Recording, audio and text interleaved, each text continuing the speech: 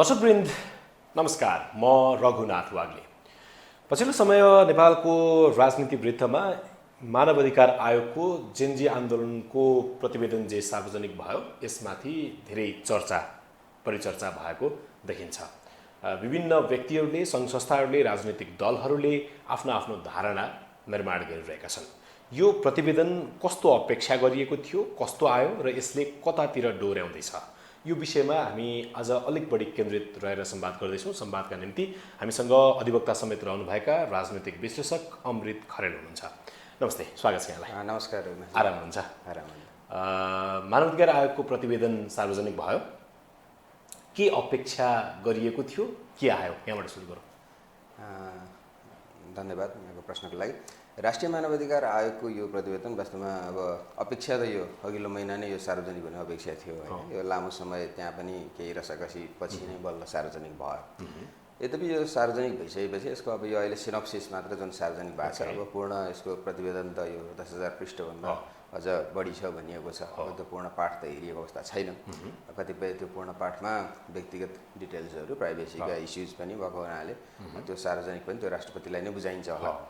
अब जहाँसम्म यो सिनप्सिस हेर्दा चाहिँ अब यसलाई हामीले तुलनात्मक रूपमा यस अगाडि जुन तरिकाबाट अब यो घटनालाई नै स्पेसिफिक यसलाई चाहिँ जाँचबुझ गर्नको लागि जाँचबुझ ऐनअनुसार नै तपाईँ जाँचबुझ आयोग ऐनअनुसार गठन भएको एउटा अर्को आयोग थियो। त्यो आयोगको प्रतिवेदन जसरी आयो त्यसको पनि 900 पेजभन्दा अझ चाहन्छौँ त्योभन्दा अलिक बढी बेसीको त्यो एउटा प्रतिवेदन आयो।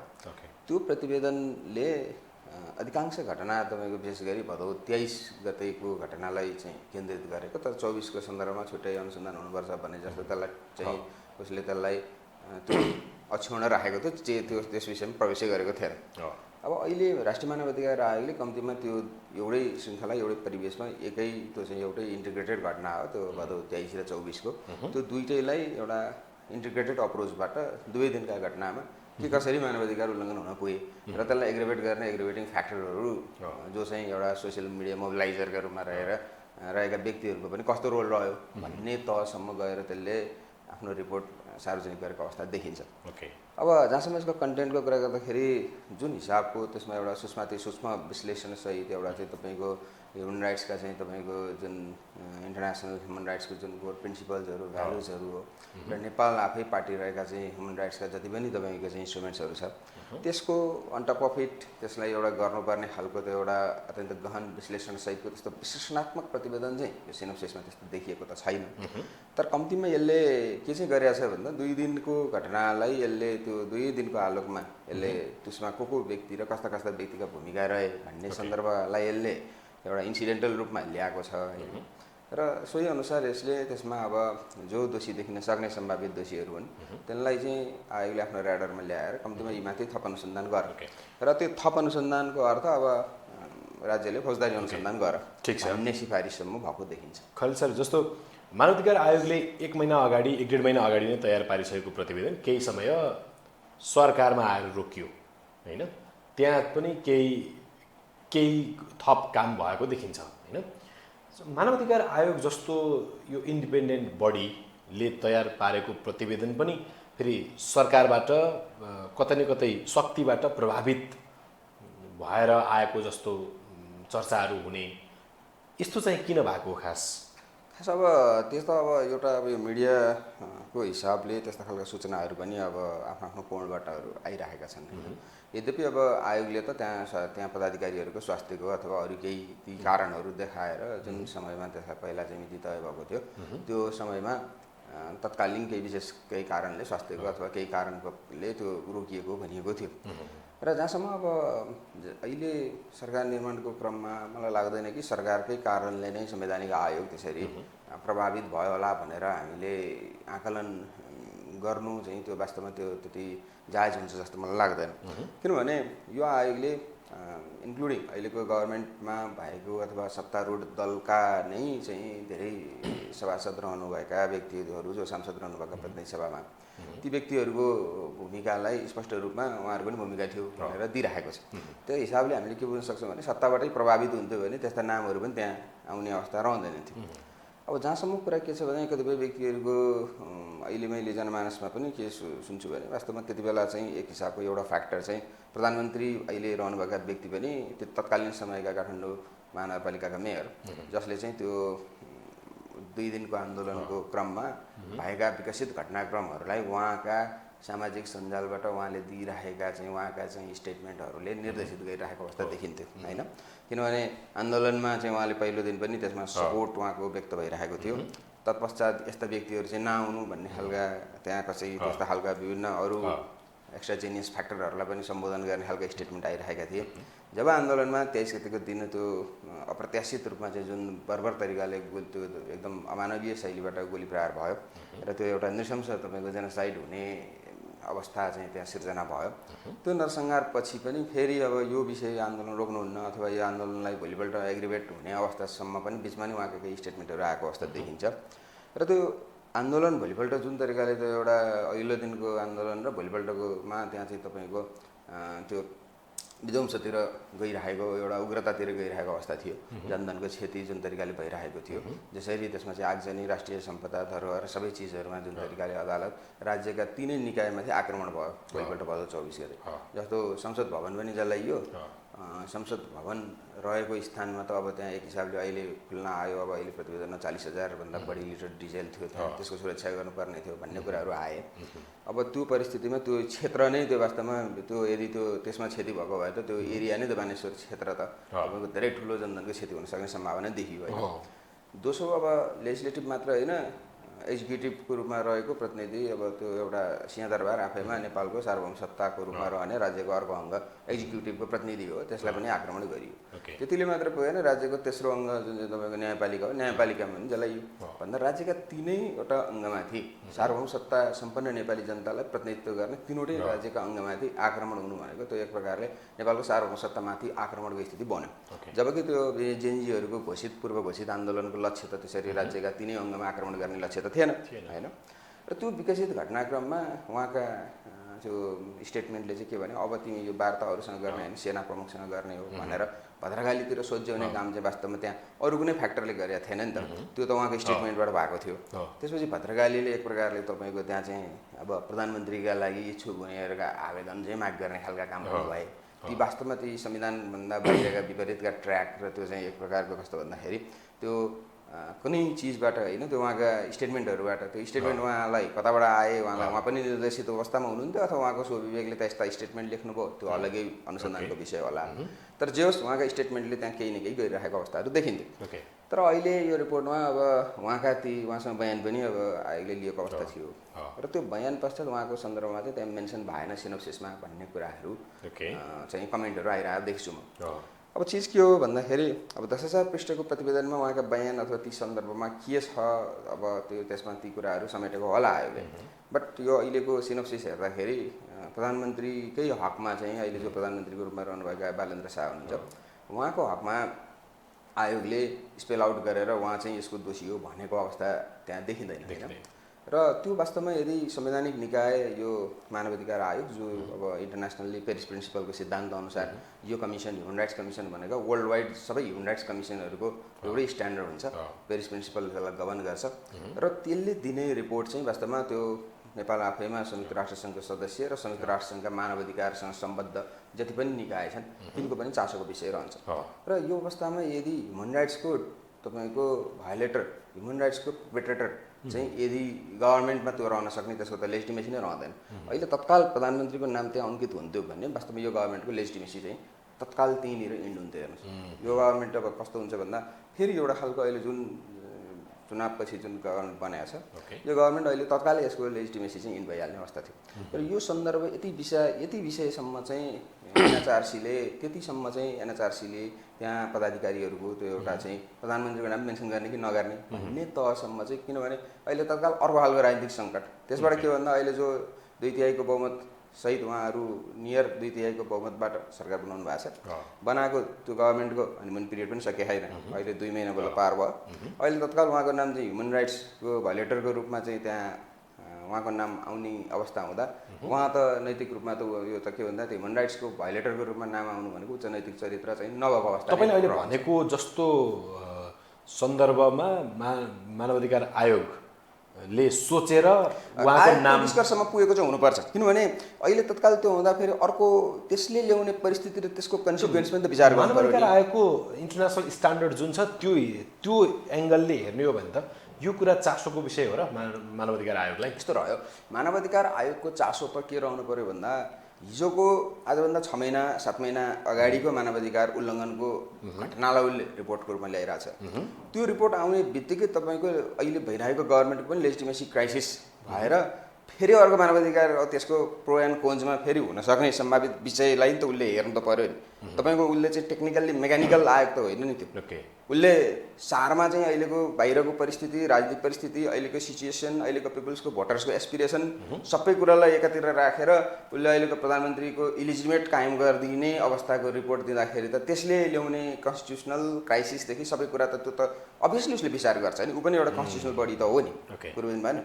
त्यसकारण भालेन्द्रजी बाहेक बाँकी प्रिपेरेटर त मलाई लाग्दैन कि त्यहाँ उसले त्यस्तो कम्प्रोमाइज गरेको छ जस्तो लाग्दैन त्यो report. Even Ravi Lamichhane even त्यो सत्तारूढ दलको चाहिँ तपाईँको सभापति जसले चाहिँ अहिले तत्काल तपाईँको यो पार्टीको चाहिँ एक हिसाबले भन्नु भने बालेन्द्रजीलाई पनि फिर्ता बोलाउन सक्ने एक हिसाबको हैसियत भन्नुहोस् न। संवैधानिक रूपमा हुन त भलै 2 वर्षसम्म तपाईँको अविश्वासको प्रस्ताव ल्याउनु मिल्दैन भनिएको छ। तथापि एक हिसाबको अहिलेको यो सत्ताको चाहिँ तपाईँको के भन्दा प्राइम मिनिस्टर मेकर त तपाईँको को भन्दाखेरि रवि लामिछानेजी हो।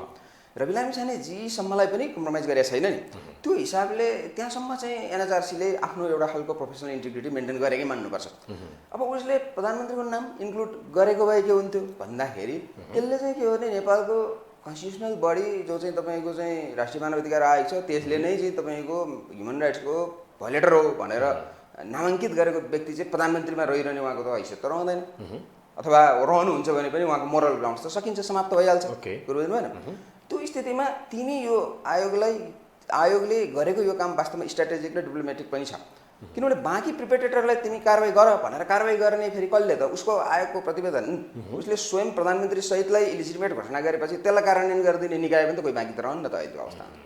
त्यसकारण यो प्रतिवेदनलाई 1 महिनाभित्र कार्यान्वयनमा लैजानका लागि कम्तीमा उसले यो गभर्मेन्टको लेजिटिमेसीमा उसले क्राइसिस क्रिएट गरिदिएको अवस्था छैन। र यो गभर्मेन्टले वास्तवमा यो गभर्मेन्टमा भएका कतिपय मन्त्रीहरूको सन्दर्भमा त अस्ति पनि प्रश्नहरू उठेर 1-2जना मन्त्रीहरूको त अवस्था त उहाँहरू त त्यहाँ सरकारबाट बर्खास्त भएको अथवा चाहिँ राजीनामा दिएर गएको अवस्था त देखिसकियो नि। त्यसकारण कम्तीमा जो यसमा नामाङ्कित व्यक्तिहरू हुनुहुन्छ इन्क्लुडिङ रवि लामिछानेजी लगायत उहाँलाई चाहिँ छुटाउन चाहिँ जेल ब्रेक गर्न गएका त्यति बेलाका तत्कालीन सभासदहरू लगायत तपाईँका अहिलेको संसद भएर आएका व्यक्तिहरू सबैको नाम त्यसमा जो इन्क्लुड छ त्यसको सन्दर्भमा तिमी फौजदारी अनुसन्धान गर र त्यसमा तिमी दोषी ठहर हुन्छ हुँदैन के हुन्छ त्यसमा राज्यले यो गर भनेर उसले प्रेस्क्रिप्सन त दिएको छ। अब फेरि यो प्रतिवेदनमाथि राजनीतिक दलहरूले आफ्नो अनुकूलतामा हुने खालको टिप्पणी पनि गरेका छन् होइन। नेकपा एमाले यसलाई शक्तिसँग डराएर ल्याएको प्रतिवेदन भनेर भनेको छ। फेरि यता राष्ट्रपाका नेताहरूले फेरि यो त्रुटिपूर्ण छ मनिष झा यो त्रुटिपूर्ण छ भन्दै हुनुहुन्थ्यो। उता शङ्कर पोखरेल यो शक्तिसँग डराएर आएको प्रतिवेदन हो भनेर भनिरहनु भएको थियो।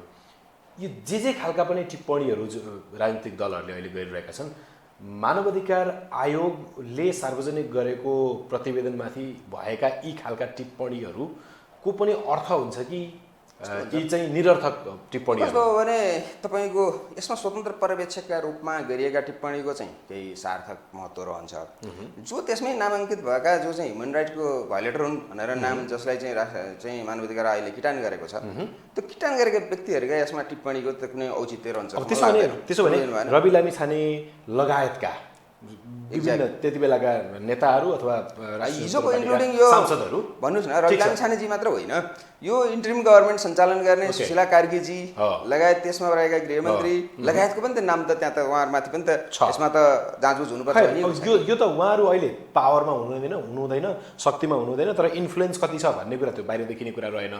तर डाइरेक्ट पावरमा रहेका राष्ट्रिय स्वतन्त्र पार्टीका तत्कालीन सांसदहरू तत्कालीन नेताहरू जो अहिले पनि सदनमा छन् अब उनीहरूका विरुद्धमा पनि मुद्दा चल्छ। राज्यले मुद्दा यसमा के छ भने वास्तवमा ह्युमन राइट्सको जो पर्सपेक्टिभबाट जो ह्युमन राइट्स कमिसनले दिने जुन चाहिँ तपाईँको रिपोर्ट छ त्यो रिपोर्टलाई कार्यान्वयन गर्ने दायित्व के हो त भन्दा नेपाल सरकारको होइन।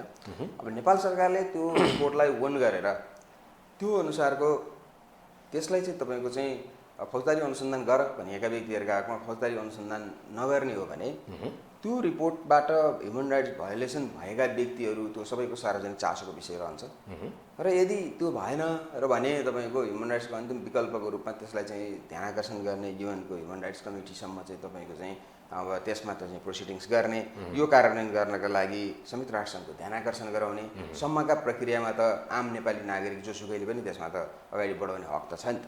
त्यस कारण नेपाल सरकारले यो प्रतिवेदनमा कार्यान्वयन गर्दैन, म चाहिँ यसलाई वन गर्दिनँ भन्न सक्ने कुनै छुट चाहिँ छैन। तपाईँको यो कन्स्टिट्युसनली पनि छैन, इन्टरनेसनल्ली नेपालले गरेको कमिटमेन्ट र जति पनि इन्टरनेसनल तपाईँको लिगल हाम्रो चाहिँ अब ह्युमन राइट्सका लिगल जुन बेसिक ह्युमन राइट्सका इन्स्ट्रुमेन्ट्सहरू हुन् ती इन्स्ट्रुमेन्ट्समा चाहिँ नेपालले गरेको कमिटमेन्ट अनुसार पनि यो चाहिँ तपाईँको नेपाल सरकारले यसबाट तपाईँको विमुख हुन चाहिँ पाउँदैन।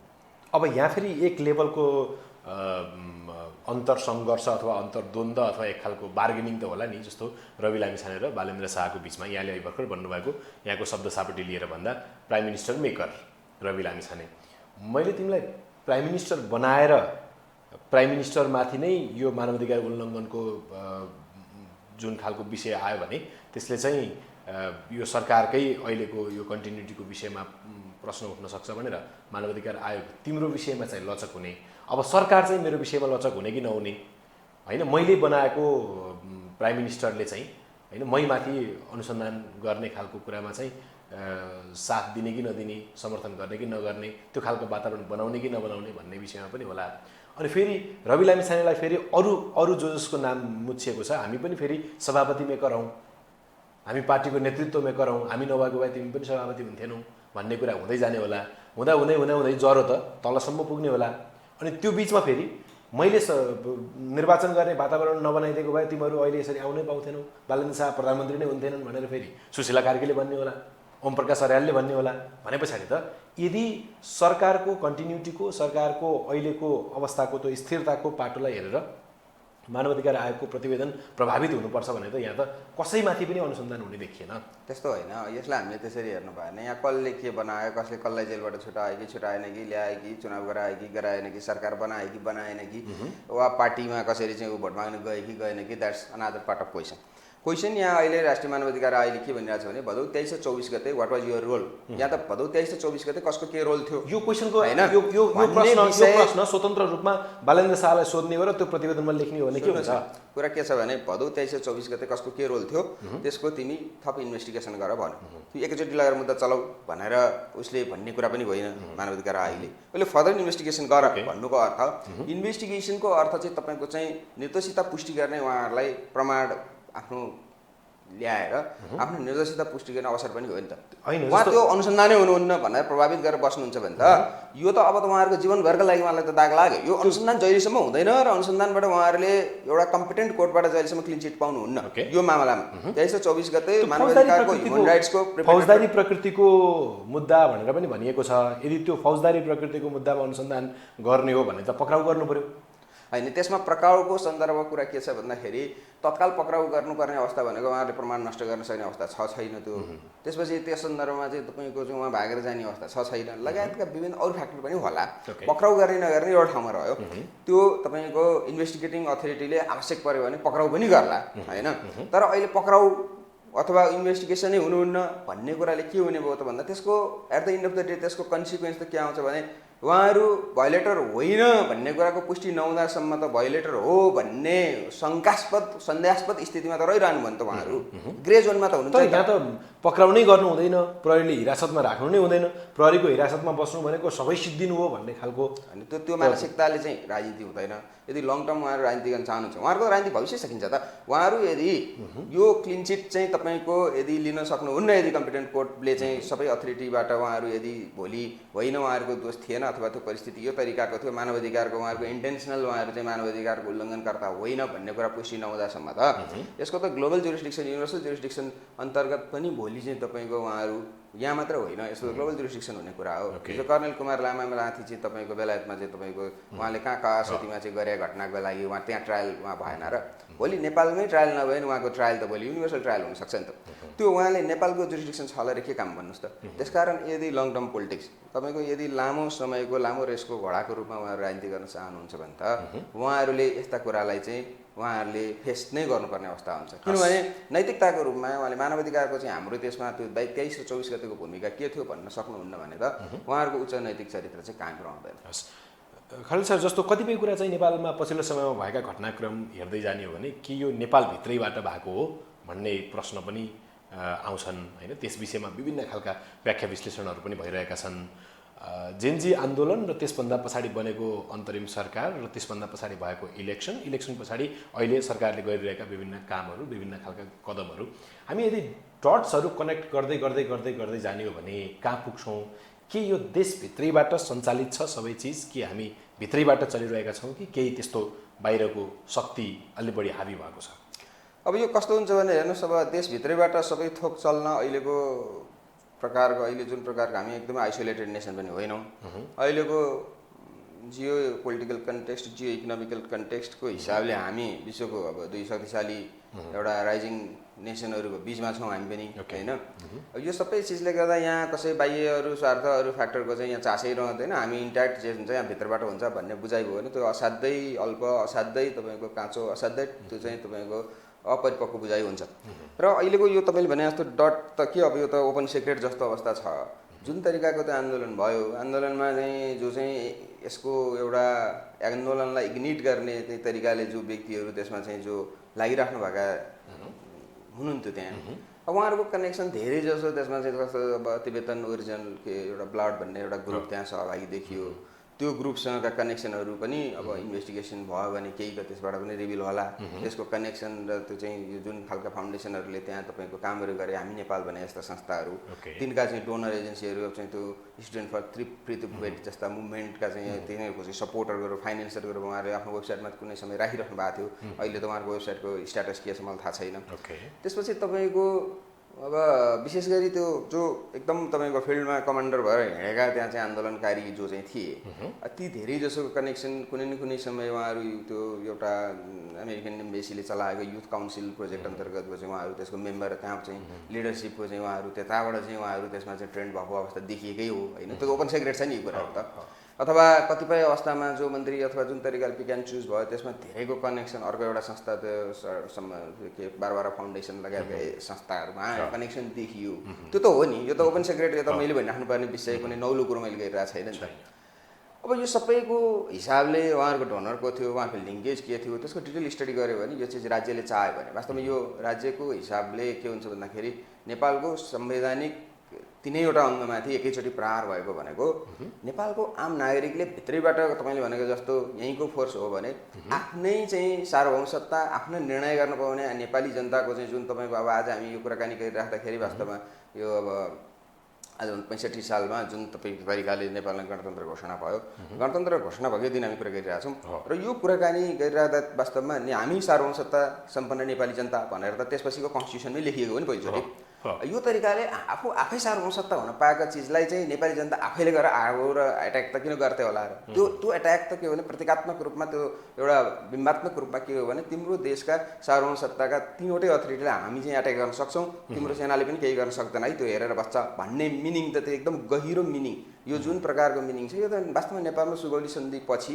सुगौली सन्धिमा जुन प्रकारले हामी चाहिँ चुक्यौँ र हामीले वास्तवमा निरीह भएर त्यो सन्धि गर्नुपर्ने स्थितिमा पुगेको थियो नेपाल, त्यो अवस्थापछि लज्जास्पद रूपमा त्यसपछि चाहिँ नेपाल सार्वभौमसत्तामाथि बेफिक्रीसँग आक्रमण भएको र नेपालको चाहिँ त्यो जुन नेपाली सेना पनि त्यो चाहिँ एकदम ठुलो त्यो चाहिँ एउटा मुखदर्शक बनेको स्थिति भनेको त्यो सुगौली सन्धि पछिको निरीहता चाहिँ यहाँनिर प्रदर्शन भएको देख्छु मैले। कुरो बुझ्नु भने हिस्टोरिकल्ली वास्तवमा राष्ट्रको जीवनमा त्यो फेजपछि अहिले हामी त्यति निरीह अवस्थामा। ठिक छ, अब ठ्याक्कै यहाँनिर यो राष्ट्रिय मानवाधिकार आयोगकै प्रतिवेदनमा अहिले भर्खरै यहाँले भन्नुभएको प्रधानमन्त्री बालेन्द्र शाहको सन्दर्भमा त तपाईँले भन्नुभएको कुराले प्रभावित भयो होला, केही भयो होला? त्यो प्रभावित भन्दा नि यस्तो, उसले कहिलेकाहीँ कतिसम्म तपाईँको एउटा जुडिसियरीमा पनि जुडिसियरी रेस्ट्रेन्ट, एउटा जुडिसियल रेस्ट्रेन्ट चाहिँ तपाईँको अप्नाइन्छ। ठिक छ, त्यसमा म यसलाई टुङ्गाइदिइहाल्छु प्लिज। त्यो जुडिसियल रेस्ट्रेन्ट भनेको कहिलेकाहीँ जुडिसियरीले कतिसम्म आफूले दिने त तपाईँको कुनै अब तपाईँको एउटा नजिर कायम गर्दा पनि कतिसम्म दिने, कतिसम्म बोल्ने भन्ने, आउट स्पेल कति हुने, कति चाहिँ तपाईँको आउट स्पोकन हुने भन्ने कुरामा रेस्ट्रेन्ट राख्नुपर्छ। त्यस्तै यो कन्स्टिट्युसन बडी पनि वास्तवमा यो बडी त एउटा जुडिसियरीकै पूर्व अब न्यायाधीशहरू पनि त्यहाँ सम्मिलित हुनुहुन्छ होइन, अब केही सदस्यहरू पूर्व मान्य न्यायाधीशहरू हुनुहुन्छ। र यसमा कुरा के छ भन्नुहुन्छ भन्दाखेरि उहाँहरूले पनि कन्स्टिट्युसनल बडीको रूपमा एउटा कन्स्टिट्युसनल रेस्ट्रेन्ट चाहिँ कतिसम्म चाहिँ गर्ने भन्ने रेस्ट्रेन्ट चाहिँ उहाँहरूले प्रधानमन्त्री भइसकेका व्यक्तिका हकमा अहिले तत्काल हुनसक्ने त्यसको रिपरकसनलाई हेरेर उहाँहरू रेस्ट्रेन्ट चाहिँ कायम गरेको चाहिँ त्यति चाहिँ मान्न सकिन्छ। तर प्रभावित भयो, इन्फ्लुएन्स हो कि रेस्ट्रेन्ट हो भन्ने कुरालाई चाहिँ हामीले त्यसको चाहिँ मेन तरिकाले त्यसको विश्लेषण हुनुपर्छ। सेनाको बारेमा पनि प्रतिवेदनले खासै केही कुरा भनेन। सेनाको सन्दर्भमा अब टिप्पणी गरेको छ, टिप्पणी चाहिँ नगरेको होइन। वास्तवमा सेनाले जुन तरिकाले जोगाउनु पर्थ्यो त्यो नजोगाएको छ भन्ने कुरा उसले गरेको छ होइन। र त्यो हुनु नै वास्तवमा नेपाली सेनाको एउटा युएन मिसनको लागि एउटा चाहिँ तपाईँको चाहिँ जो नेपालले कन्ट्रिब्युट गर्दै आएको छ त्यो स्तरको नेपाली सेनाको लागि त्यो कमेन्ट, त्यो जुन कमेन्ट जति अहिलेको सिनोप्सिसमा देखिएको छ मलाई लाग्छ 10,000 पृष्ठमा अझ बढी कमेन्टहरू होला होइन अभियसली। र यो चाहिँ वास्तवमा उसको इमेजलाई चाहिँ इन्टरनेसनल्ली त्यसले वास्तवमा डिफेम नै गर्छ, त्यसलाई प्लस चाहिँ गरेको छैन। तर ठ्याक्कै फलानु व्यक्तिको संलग्नता, फलानु व्यक्तिको कमजोरी, फलानु व्यक्तिलाई मुद्दा चलाउनुपर्छ, यो गर्नुपर्छ भन्ने विषय त अहिले आएको सिनप्सिसमा त देखिँदैन। यसमा यस्तो हो, अब तपाईँको के छ भन्दा प्रधानमन्त्रीलाई अहिलेको समयमा जोगाएको जस्तै सेनालाई पनि जोगायो। यसमा अब नेपालको हकमा नेपाली सेनाको जुन प्रकारको रोल उसले प्ले गर्नु पर्थ्यो उसले एज ए इन्स्टिट्युसनल्ली त्यो सेनाले त्यो रोल प्ले नगरेको कुरा त्यहाँ स्पष्ट छ। अब त्यो इन्स्टिट्युसनल्ली नगरेको कुराको लागि सारा त त्यसको जिम्मेवार भनेको इन्स्टिट्युसनल्ली जसले हेड गरिरहनु भएको छ उहाँकै जिम्मेवारी हुन्छ, कुरो बुझ्नु भएन। अब इन्डिभिजुअल तहमा जसरी गोली चलाउने काम चाहिँ तपाईँको चाहिँ जनपद प्रहरीबाट जसरी गोली चल्यो त्यो तरिकाको सेनाबाट त्यस्तो डाइरेक्ट भायोलेसनको काम त भएको त छैन होइन। उसले स्थितिलाई आफ्नो तरिकाले कन्ट्रोलमा लिने क्रममा जुन भोलिपल्ट हुनुपर्ने जुन प्रकारको चाहिँ त्यो क्षतिलाई न्यूनीकरण गर्न सकिन्थ्यो, क्षति न्यूनीकरणमा उसको रोल विशेष गरी तपाईँको त्यो ड्यामेज कन्ट्रोलमा चाहिँ जुन रोल हुनुपर्थ्यो रोल इफेक्टिभ नभएको हो नि त। सेनाको हकमा त जस्तो सेना अल्टिमेटली गभर्मेन्टले परिचालन नगरेसम्म 23 गतेको हकमा अथवा त्योभन्दा अगाडि त सेनालाई त्यहाँ ल्याएर विवादित तुल्याउन पनि मिल्दैन, किनभने ऊ जब सेना परिचालन गर्ने जब निर्णय भयो तत्पश्चात उसको कन्ट्रोलमा आइसकेपछि चाहिँ उसले के गर्यो भन्ने कुरा हो। सेना परिचालन भइसकेपछि सिंहदरबार चल्यो नि त होइन र, अथवा सर्वोच्च अदालत जुन परिसरमा जसरी आक्रमण भए त्यो चाहिँ सेनाको अन्डर कन्ट्रोलमा गइसकेपछि अथवा सेनाद्वारा कर्फ्यू लागू भइरहेको अवस्थामा भएका घटनाहरू हो। त्यसको जिम्मेवारी इन्स्टिट्युसनल्ली सेनाले लिनुपर्छ भन्ने कुरा अब त्यसमा ऊ मुखदर्शक भयो, उसले गर्नुपर्ने इफेक्टिभ ड्यामेज कन्ट्रोल गरेन भन्ने कुरा त्यहाँ स्पेल आउट भएको छ। र त्यो भनेको तपाईँको तत्कालीन अब र अहिले पनि इन्क्लुडिङ अहिलेको पनि COAS अहिलेका chief of the army staff चाहिँ तपाईँको जो हुनुहुन्छ प्रधान सेनापति त्यसको लागि जिम्मेवार हुनुहुन्छ। र त्यो चाहिँ उहाँको वास्तवमा उहाँको करियरमा उहाँ चाहिँ राष्ट्रिय मानवाधिकार आयोगले उहाँलाई जिम्मेवार ठहराएको, इन्स्टिट्युसनली जिम्मेवार ठहराउनुको अर्थ उहाँलाई उन्मुक्ति दिएको भन्ने पनि हामीले त्यसरी बुझाइराख्नु हुँदैन। र पिन पोइन्ट गरेर यसलाई कारवाही गरिहाल भन्नुपर्ने भन्ने कुरा त राज्यले इन्भेस्टिगेसन गर्नलाई त्यो चाहिँ रिपोर्ट अन्तिममा त्यो राज्यमै आउने हो, नेपाल सरकारले पनि गर्ने हो र त्यो अनुसार त्यसलाई हेर्नुपर्छ। र वास्तवमा उहाँ पनि अहिले जुन तरिकाको रिपोर्टले इन्स्टिट्युसनल्ली डामिसकेको अवस्थामा उहाँले नैतिकताका आधारमा पनि उहाँ त्यो पदमा बसिराख्न चाहिँ योग्य चाहिँ हुनु। खास ठिक छ। अब थोरै अहिलेको सरकार सञ्चालन शैलीमा एउटा प्रश्न गर्छु, त्यस पछाडि सकौँ है। अहिले चाहिँ खासमा मन्त्रीहरू चाहिँ अब कार्यकारी भूमिकामा छन् होइन, ती मन्त्रीहरूलाई पनि सही ट्र्याकमा काम गराउनका निम्ति सांसदहरू र सांसदहरूको संसदीय समितिहरूले पनि बढी रोल प्ले अप गरिराखेका हुन्छन्। मन्त्रीलाई के काम गर्ने नगर्ने कसो गर्ने भन्ने सवालमा चाहिँ संसदीय समितिमा मन्त्रीलाई समेत उपस्थित गराएर मन्त्रीलाई यसरी काम गर्नुपर्छ भन्ने कुराको एउटा मार्ग निर्दिष्ट गर्ने काम पनि संसदीय समितिहरूले गरिरहेका हुन्छन्। तर अहिले चाहिँ कस्तो देखिन्छ भने यो तीनैवटा अङ्ग जस्तो कार्यपालिकाले न्यायपालिकालाई पनि र व्यवस्थापिकालाई पनि आफ्नो मातहतमा राखेको जस्तो विभिन्न खालका घटनाक्रमहरूले देखाएको छ। पछिल्लो समयमा त राष्ट्रपतिलाई पनि आफ्नो मातहतमा भएको जस्तो देखाउन खोजेको पनि देखिन्छ। सांसदहरूलाई मन्त्रीका सहयोगी जस्तो बनाएर प्रस्तुत गरिएको छ। यो कस्तो खालको सरकार सञ्चालनको प्रक्रिया हो, कता जाँदैछौँ हामी?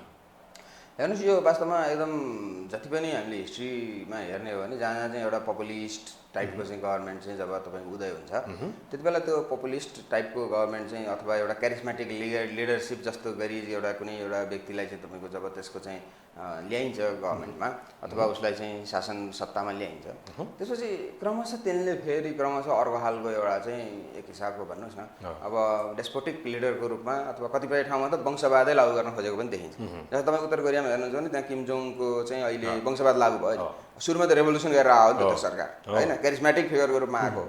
अथवा तपाईँ हिटलरकै उदयको अवस्था हेर्नुहुन्छ भने यस्तै अहिले नेपालमा जस्तो अपार बहुमत प्राप्त गरेर उहाँ चाहिँ तपाईँको त्यो एउटा 1930s को ग्रेट डिप्रेसन भनिन्छ एकदम मान्छेहरू ठुलो तपाईँको चाहिँ त्यहाँ एउटा अब आर्थिक मन्दीको स्थितिमा पिपुललाई एउटा भरोसा दिलाएर आएको हो आइसकेपछि के भन्दा त्यो क्रमशः त्यसले आफ्नो नाजीवाद लागू गर्न थाल्यो त्यसले आफ्नै क्लान आफ्नै तपाईँको चाहिँ एकदमै तपाईँको सङ्कीर्ण रूपमा जान थाल्यो नि त यो एउटा पपुलिस्ट अथवा एउटा अलिकति फासिस्ट रिजाइमको चाहिँ त्यस्तो क्यारेक्टर हुन्छ अब अहिले डर के छ भने यो गभर्मेन्ट पनि जुन तरिकाले उसले एउटा अप्रत्याशित बहुमत पाएको छ र यो अप्रत्याशित बहुमतलाई उसले अब यसलाई पोजिटिभली सही तरिकाले यसलाई चाहिँ तपाईँको डेमोक्रेटिक गभर्नेन्सलाई चाहिँ तपाईँको चाहिँ मोर यसलाई स्ट्रेन्थन गर्न सदुपयोग गर्ने कि यो शक्तिलाई चाहिँ अब आफ्नो सङ्कीर्णता एउटा सहितको घेरामा तपाईँको चाहिँ उसले आफूलाई चाहिँ आफ्नो एउटा कल्टको विकास गर्नतिर लाग्ने भन्ने अब यो दोधसाँधमा छ क्या यो गभर्मेन्ट अहिले नै हामीले यसलाई अहिले तत्काल यो यसमै लागिसक्यो यो फासिस्टै भइसक्यो भनेर भन्दा पनि यसका टेन्डेन्सी फासिजमतिर पनि यसको उन्मुख देखिन्छ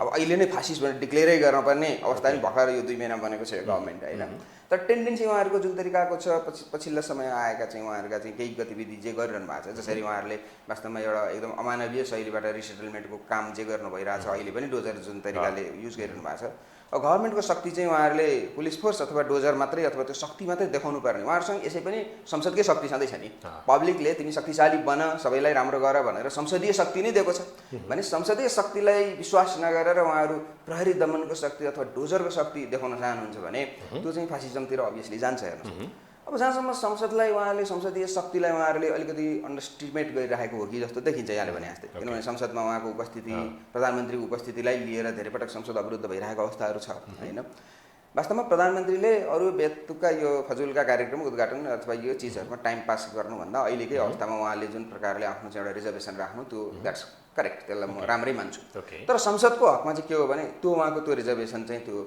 जायज देखिँदैन संसद त के हो भन्दा संसद भनेको प्रधानमन्त्री अथवा यो एक्जिक्युटिभको जननी हो नि त त्यो बन्ने त्यहीँबाट हो त्यसको लिगेसी त्यही संसदमा कन्टिन्यू हुने हो र संसदप्रति नै लोयल्टी हुनुपर्छ संसद एज अ तपाईँको पिपुलको रिप्रेजेन्टेटिभ त्यो भइसकेपछि संसदप्रतिको लोयल्टी गभर्मेन्टको भनेको के हो भन्दा पिपुल्सप्रतिको लोयल्टी हो संसदीय सर्वोच्चताको अभ्यास पनि त्यही हो वेस्टमिनिस्टर प्रणाली फलो गरिराखेका अवस्थासम्म उहाँले संसदलाई बाइपास गर्ने संसदलाई चाहिँ तिमी एसिस्ट गर यो चाहिँ मिनिस्टरलाई भन्न मिल्दैन मिनिस्टरलाई एसिस्ट गर्ने नै होइन संसदले तपाईँको चेक एन्ड ब्यालेन्स गर्ने हो नि त त्यसकारण यसमा उहाँहरूको बुझाइमा अलिकति कमी देखिन्छ अब यो चाहिँ तपाईँको एउटा राम्रो राजनीतिक संस्कारबाट उहाँहरू आउनुभएको पनि छैन अब एक हिसाबले अरू विभिन्न पेसामा आफ्नै तरिकाले रहँदाखेरि कतिपय व्यक्तिहरू त रासोपा भनेर उठाइदिएकै आधारमा मात्रै जितेका मान्छे पनि त छन् नि त्यसकारण हामीले उहाँहरूलाई अहिले तत्कालै 2 महिनामै होइन यसले गरेकै भएन भन्दा पनि कतिपय कुराहरूमा नपुगेका विषय छ भने उहाँहरूलाई ट्रेन गर्न सकिने विषय हुनसक्छ संसदले के गर्न सक्छ भन्दाखेरि जस्तो अमेरिकामै पनि तपाईँको कङ्ग्रेसियल रिसर्च सर्भिस छ त्यसले रिसर्च गर्छ सबै गर्छ संसदलाई चाहिँ